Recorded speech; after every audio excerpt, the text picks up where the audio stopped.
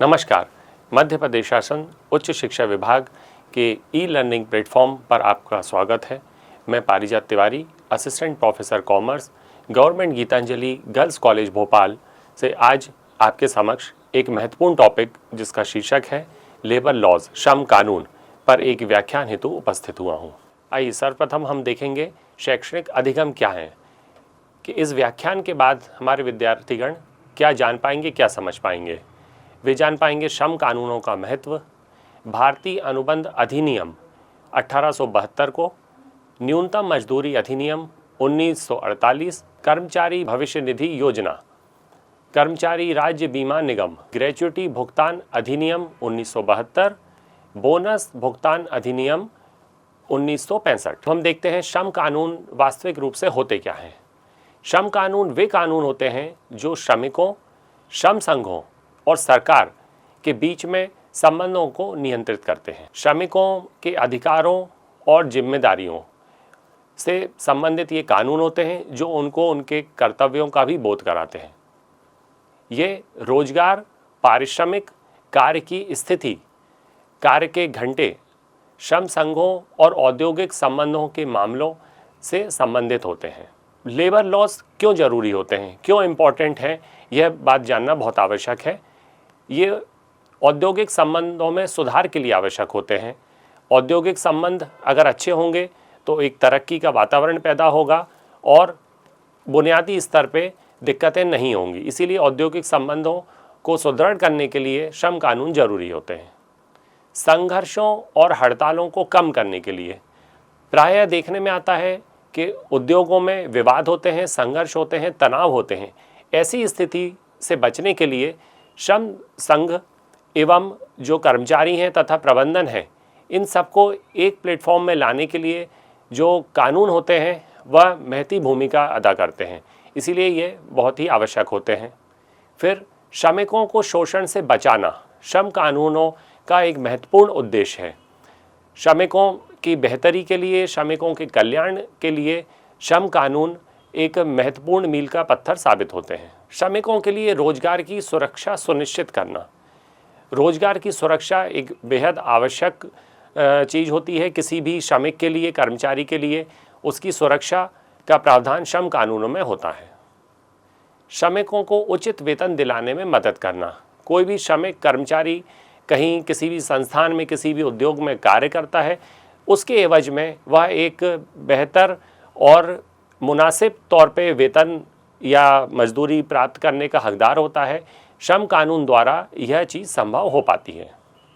श्रमिक अशांति को कम करने के लिए, जब श्रमिक संतुष्ट होंगे एवं कानूनी रूप से उनको बल मिलेगा, उनके हित में फैसले लिए जाएंगे, तो स्वाभाविक तौर से जो श्रमिक की अशांति होती है वह पैदा नहीं होगी और एक सद्भावपूर्ण वातावरण के अंदर काम होगा। अब हम देखते हैं कॉन्ट्रैक्ट क्या होता है, अनुबंध। प्रत्येक ऐसा ठहराव जो कानून द्वारा प्रवर्तनीय होता है अनुबंध कहलाता है। यह जो अनुबंध कॉन्ट्रैक्ट एक्ट 1872 उसके सेक्शन 2 में दिया गया है। अब हम जानेंगे essentials of a valid contract, एक वैध अनुबंध के क्या आवश्यक तत्व होते हैं, जिसमें सर्वप्रथम होता है प्रस्ताव और स्वीकृति।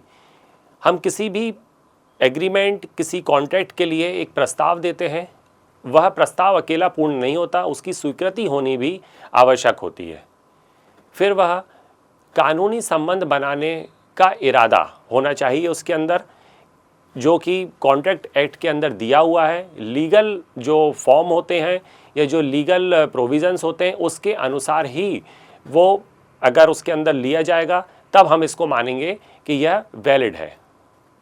स्वतंत्र सहमति, किसी भी दबाव के बिना, किसी भी धोखाधड़ी के बिना या किसी भी चीज़ को छुपाए अगर हम किसी कॉन्ट्रैक्ट को आगे बढ़ाते हैं तब वो नहीं माना जाएगा। इसीलिए इसमें दोनों पक्षों का या दो से अधिक पक्षों का भी एक स्वतंत्र सहमति होना आवश्यक है। इसके बाद आता है वैध विचार, लॉफुल कंसिडरेशन। इसके अंदर भौतिक रूप से किसी चीज़ का वहाँ पर उपस्थित होना आवश्यक है। जैसे हम बात करेंगे इसके अंदर लाभ हानि या कोई दोनों पक्षों के बीच में किसी चीज़ पे कोई साझेदारी होती है या कोई दोनों के अंदर या दो पक्षों के बाद भी अगर किसी बात पर कोई फैसला लिया जाता है तब उसका कैश में, काइंड में, इन सब चीज़ों का वहाँ पर होना बड़ा ही आवश्यक होता है। फिर अनुबंध को स्पष्ट रूप से अमान्य घोषित न किया गया हो। कानून द्वारा किसी भी ऐसे अनुबंध को जो अमान्य हो उसको नल अवॉइड घोषित न किया गया हो, यह उसका महत्वपूर्ण तत्व है। इसके बाद सक्षम पक्ष, पक्ष जो होंगे, 2 से अधिक पक्ष होंगे, वे सक्षम होने चाहिए, जिसमें ख़ास तौर पे बात आती है कि वह मेजर होने चाहिए। उसके बाद उनकी जो मानसिक स्थिति है वो स्वस्थ होनी चाहिए। इसके अलावा उनको किसी भी तरीके से अयोग्य घोषित ना किया गया हो। अब हम देखेंगे काइंड्स ऑफ कॉन्ट्रैक्ट्स क्या क्या होते हैं, अनुबंधों के प्रकार क्या हैं, जिसमें सर्वप्रथम आता है वैध अनुबंध, वैलिड कॉन्ट्रैक्ट। ये वह अनुबंध होते हैं जिनमें कानून के द्वारा सभी बातों का समावेश होता है और वो पक्षों के लिए बाध्यकारी होते हैं। फिर आता है व्यर्थ अनुबंध। यह एक तरह से देखा जाए तो कभी अस्तित्व में नहीं आते हैं, क्योंकि इनमें कोई बाध्यकारी बात नहीं होती है। इसके बाद है व्यर्थनीय अनुबंध, वॉइडेबल कॉन्ट्रैक्ट। इन अनुबंधों के तहत पक्षों द्वारा अगर किसी एक पक्ष द्वारा उसको रद्द किए जाने के लिए अभ्यावेदन प्रस्तुत किया जाता है या वे उसको आगे नहीं करना चाहते हैं, तब ये अनुबंध व्यर्थनीय सिद्ध हो जाते हैं, घोषित हो जाते हैं। अनफोर्सिएबल कॉन्ट्रैक्ट, अपरिवर्तनीय अनुबंध। यह वे अनुबंध होते हैं जब कानून द्वारा इनको प्रवर्तनीय तौर पे नहीं दिया जा सकता है, इनको आगे कंटिन्यू नहीं किया जा सकता। इसके बाद है अवैध अनुबंध।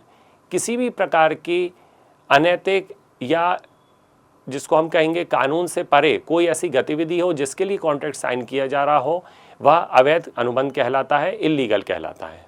आइए अब हम जानेंगे मिनिमम वेजेस एक्ट 1948, न्यूनतम मजदूरी अधिनियम 1948। वह अधिनियम है जो कुशल एवं अकुशल दोनों प्रकार के श्रमिकों के लिए न्यूनतम वेतन तय करता है एवं इसको व्यापकता प्रदान करता है। न्यूनतम मजदूरी अधिनियम 1948 के अंतर्गत केंद्र तथा राज्य सरकारें न्यूनतम मजदूरी तय करने का कार्य करती हैं तथा यह कानून श्रमिकों को विभिन्न अधिकार दिलाता है तथा उनको शोषण से भी बचाता है। आइए अब जानते हैं कि न्यूनतम मजदूरी अधिनियम कहाँ कहाँ लागू होता है। न्यूनतम मजदूरी अधिनियम 1948 के तहत न्यूनतम मजदूरी तय की जाती है और यह लागू होती है अनाज मिलों में, बुनाई या ऊनी प्रतिष्ठानों में, कोई निर्माण उद्योगों में, शॉल कालीन बनाने जैसे उद्योगों में, सड़कों का रखरखाव करने के उसमें या फिर उनका निर्माण करने में, भवन निर्माण में, भवन संचालन में, गिट्टी या पत्थर तोड़ने में, विभिन्न प्रकार की खदानों आदि में, अनुसूचित रोजगार के नियोजित श्रमिकों के लिए यह लागू होती है। आइए अब हम उद्देश्य देखेंगे न्यूनतम मजदूरी अधिनियम के। इनके उद्देश्यों में शामिल हैं सभी कर्मचारियों के लिए लागू पर्याप्त न्यूनतम वेतन को स्थिर करना और उनकी वित्तीय स्थिति को सुरक्षित करना। क्योंकि मजदूरी अधिनियम का मुख्य उद्देश्य होता है कि कर्मचारियों को न्यूनतम वेतन मिले एवं वह स्थिर रहे, उसमें कोई बिना बात किसी भी स्तर पे कोई कमी ना हो एवं उनकी वित्तीय स्थिति सुरक्षित रहे। इसके बाद अधिनियम के अंतर्गत आने वाले प्रतिष्ठानों में नियोक्ता द्वारा कर्मचारियों को दिए जाने वाले न्यूनतम वेतन को ठीक करना तथा बदलना। अगर ये संज्ञान में आता है कि वेतन, ये मजदूरी काफ़ी कम है जो उनकी जीवन यापन के लिए पर्याप्त नहीं है, तो ऐसे स्थिति में वह वेतन मजदूरी को सुधार करने का कार्य किया जाता है तथा उनमें विशेष तौर पर बदलाव किए जाते हैं। रोजगार के प्रकार के अनुसार किसी कर्मचारी के दैनिक कार्य के घंटे तय करना। क्योंकि मजदूरी जो मिलती है वो दैनिक कार्य के घंटे के अनुसार मिलती है, इसीलिए उनके पर्याप्त काम के अनुसार पर्याप्त वेतन प्राप्त करना किसी भी मजदूर के लिए बड़ा ही आवश्यक होता है। इसीलिए मजदूरी अधिनियम में इस बात का प्रावधान किया जाता है।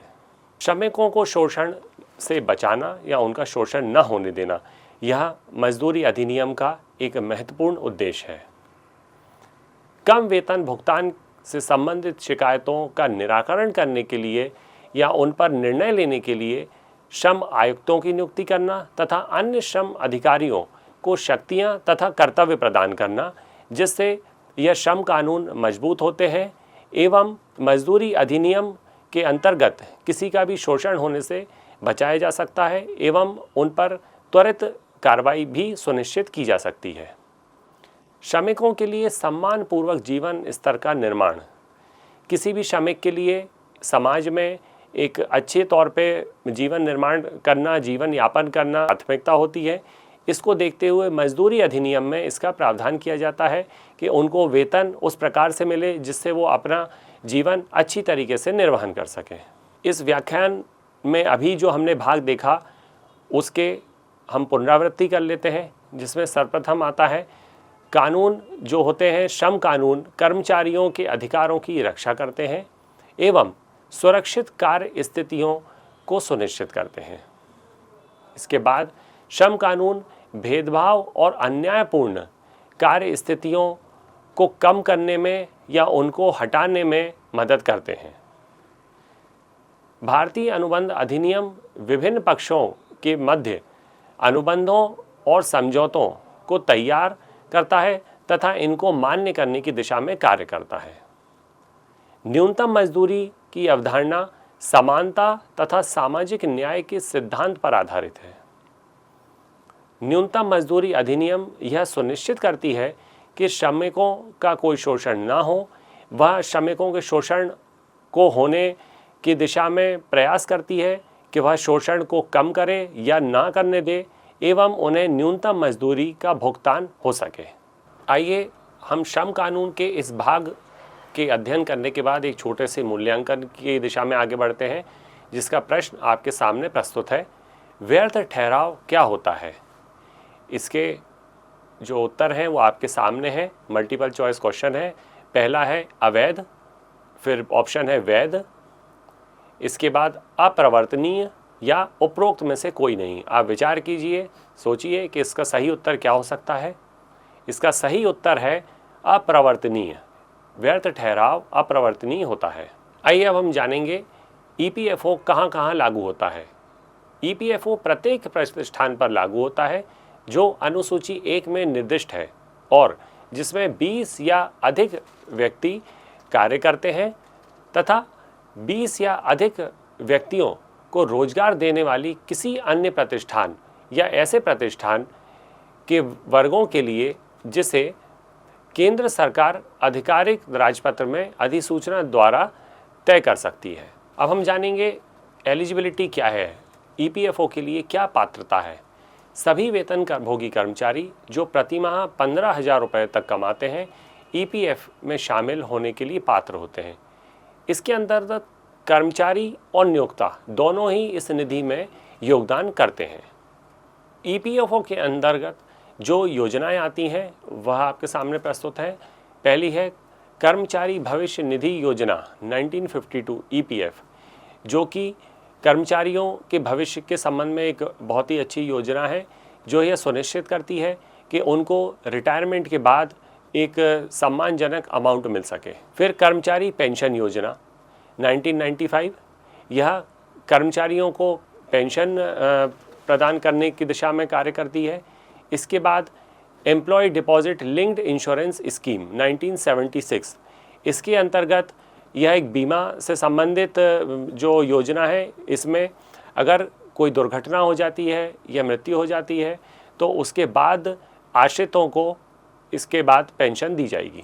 ईपीएफओ के क्या कार्य हैं वह हम देखेंगे। देश भर में अधिनियम को लागू करना, क्योंकि यह श्रमिकों के कर्मचारियों के कल्याण के लिए होता है, इसीलिए इसको लागू करना सरकार की एक बड़ी महती भूमिका होती है इसके अंदर, इसीलिए यह इसका एक महत्वपूर्ण कार्य है। व्यक्तिगत खातों का रख रखाव, मेंटेनेंस करना होता है अकाउंट्स का, कितनी राशि शेष है, कितना ब्याज देना है, कितना उसके बाद उनको खाते में पैसा रख के आगे उसको निवेश करना है, ये सारी चीज़ें इसके अंतर्गत आती हैं।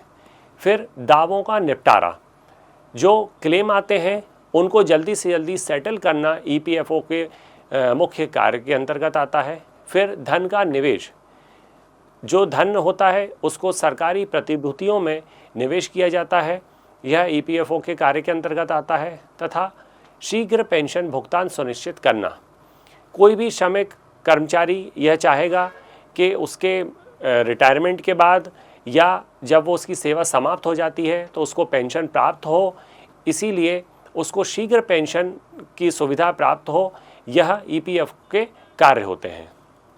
अभिलेखों का अद्यतन, सदैव एक जैसे अभिलेख नहीं होते, इनके अंदर कुछ बदलाव आते हैं। जैसे कोई नाम में चेंज आ जाता है, किसी की शादी के बाद चेंज आ जाते हैं, या फिर इसके अंतर्गत कोई निवास स्थान में चेंज आते हैं या कार्यालय में चेंज होते हैं। ऐसी स्थिति में हमेशा अपडेट होते रहते हैं। यह ईपीएफओ के कार्य के अंतर्गत आता है। अब हम ईपीएफ के बेनिफिट्स के बारे में जानते हैं। यह भविष्य के लिए बचत करने की दिशा में एक बहुत ही महत्वपूर्ण है।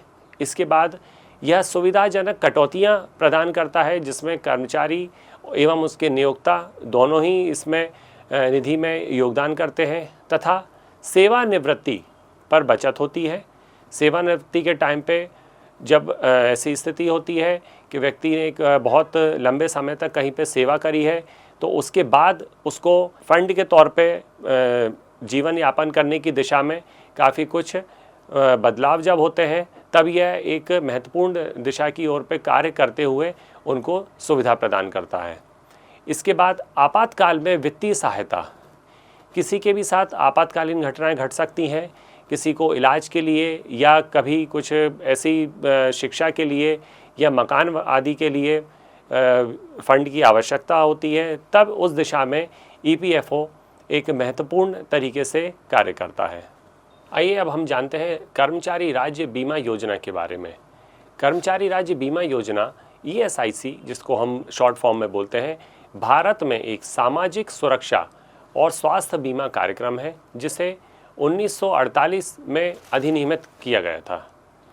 इसका प्रबंधन कर्मचारी राज्य बीमा निगम द्वारा किया जाता है, जो भारत सरकार के श्रम और रोजगार मंत्रालय के अधीन एक स्वायत्त निकाय है।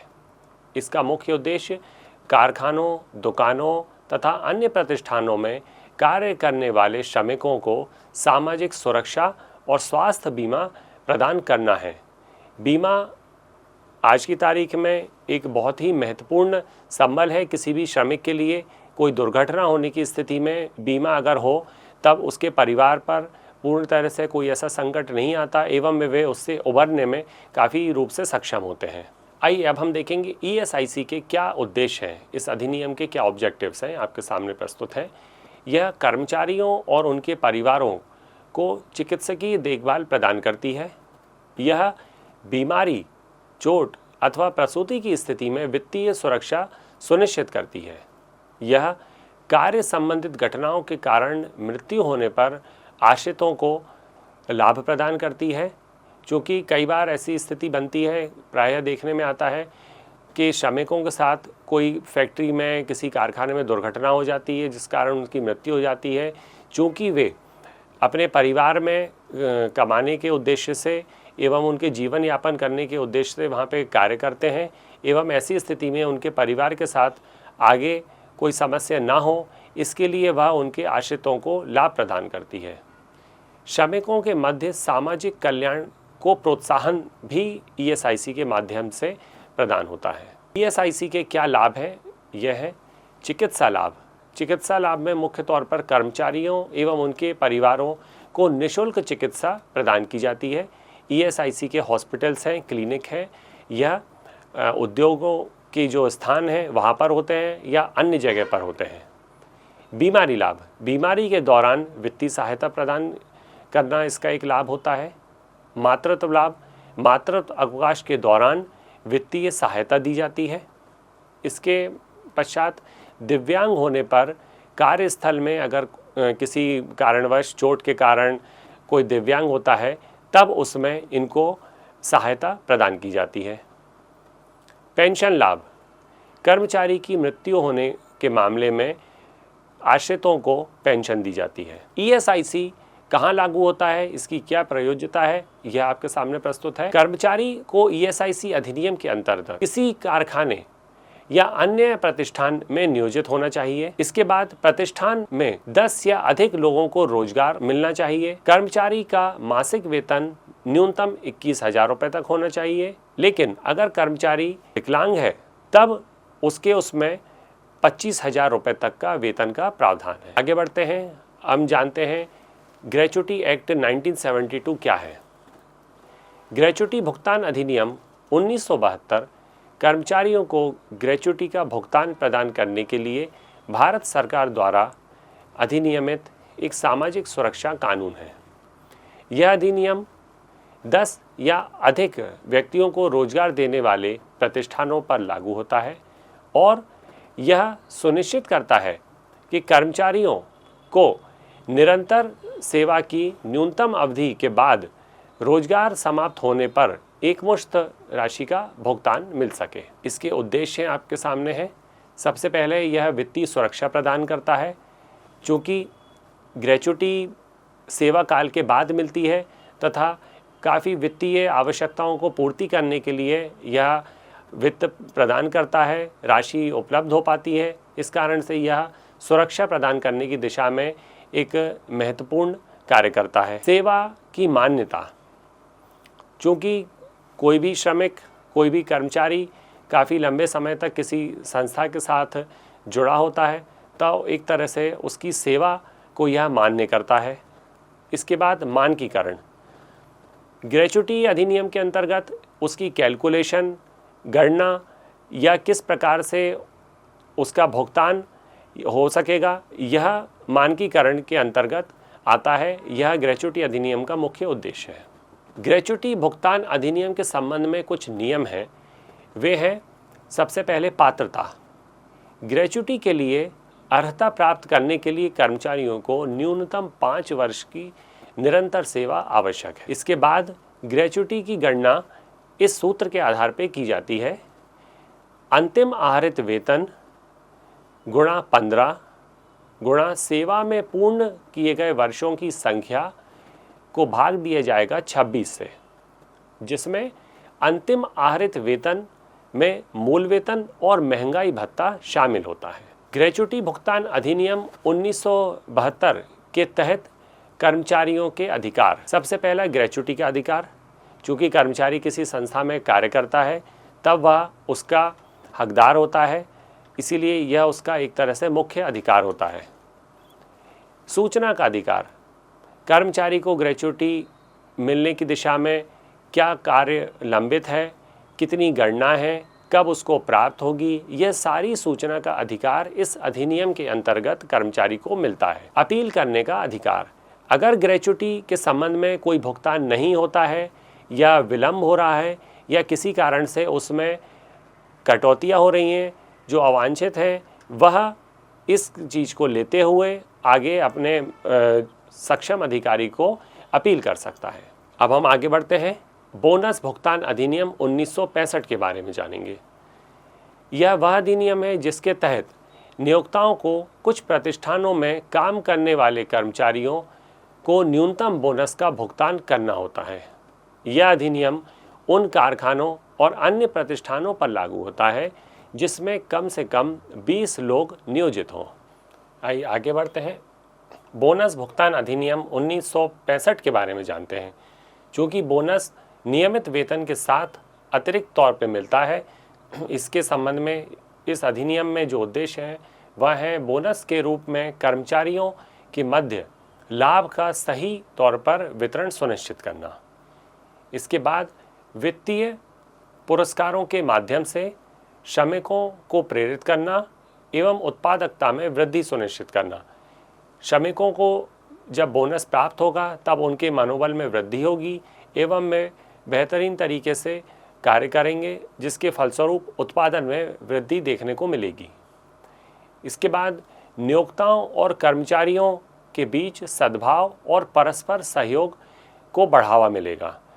बोनस कर्मचारियों को प्राप्त होगा तब उनकी शिकायतें कम होंगी एवं इसके कारण से आपस में जो व्यवहार है वो अच्छा बनकर उभरेगा। बोनस के भुगतान के लिए एक कानूनी संरचना स्थापित करना इस अधिनियम का उद्देश्य है, जिसमें कर्मचारियों के अधिकारों की रक्षा होती है। बोनस भुगतान अधिनियम के तहत कुछ नियम हैं, वो आपके सामने प्रस्तुत हैं। पहला है, बोनस का भुगतान निर्धारित समय सीमा के भीतर किया जाना आवश्यक है। लेखांकन वर्ष के दौरान भुगतान किए जाने वाला न्यूनतम बोनस कर्मचारी के वेतन या मजदूरी का 8.33% होता है। अधिकतम बोनस सीमा वेतन या मजदूरी का 20% तय है। बोनस भुगतान अधिनियम के तहत कुछ कटौतियां हैं। वे हैं, अगर कोई अनुपस्थित होता है या बिना वेतन का कोई अवकाश लेता है, उस दौरान जो वेतन होगा या जो बोनस होगा वह कट जाएगा।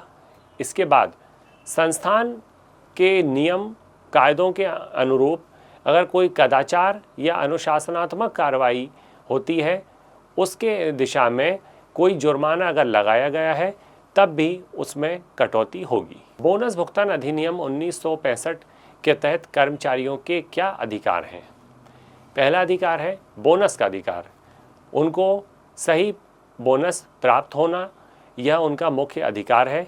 इसके बाद बोनस कितना मिलना है उसकी सही गणना और कब मिलना है इसकी पूरी तरीके से जानकारी, इसकी सूचना प्राप्त करने का उनको अधिकार है। अगर बोनस प्राप्त नहीं होता है या उसके अंदर कुछ अवांछित कटौतियाँ की जाती हैं तो उनको अपील करने का भी अधिकार इस अधिनियम के तहत कर्मचारियों को प्राप्त है। इस भाग को पढ़ने के बाद उसकी पुनरावृत्ति के कुछ बिंदु हैं, वे आपके सामने प्रस्तुत है। आइए अब हम मूल्यांकन की ओर बढ़ते हैं, जिसमें पहला प्रश्न आपके सामने प्रस्तुत है। कर्मचारी भविष्य निधि संगठन भारत के किस मंत्रालय के अंतर्गत आता है? इसके लिए विकल्प आपके सामने है। श्रम और रोजगार मंत्रालय, वित्त मंत्रालय, वाणिज्य और उद्योग मंत्रालय एवं शिक्षा मंत्रालय। इसके सही उत्तर के ऊपर विचार कीजिए। इसका सही उत्तर है श्रम और रोजगार मंत्रालय। अगला प्रश्न आपके समक्ष है, ग्रेच्युटी का दावा करने के लिए अर्हक सेवा क्या है? कितनी एलिजिबल सर्विस होना चाहिए? इसके ऑप्शन है 15 वर्ष, 5 वर्ष, 10 वर्ष या इनमें से कोई नहीं। व्याख्यान में हमने इसके बारे में जाना है, अर्हक सेवा के बारे में। इसकी अर्हक सेवा है या इसका उत्तर है न्यूनतम 5 वर्ष। अगला प्रश्न आपके सामने प्रस्तुत है, ईएसआई योजना के तहत योगदानकर्ता कौन है? इसके विकल्प है केवल नियोक्ता है या केवल कर्मचारी है, नियोक्ता तथा कर्मचारी दोनों हैं या फिर श्रम संघ है। इन चारों विकल्पों में से इसके उत्तर के बारे में विचार कीजिए। ईएसआईसी योजना के तहत नियोक्ता तथा कर्मचारी दोनों ही योगदान करते हैं। इस व्याख्यान के अतिरिक्त अगर आप और कोई जानकारी प्राप्त करना चाहें या और जिज्ञासाओं को समाधान करना चाहें तो इन लिंक के माध्यम से आप इनको पढ़ सकते हैं एवं ज्ञान प्राप्त कर सकते हैं। इस व्याख्यान को सुनने के लिए, देखने के लिए आप सबका सहृदय आभार।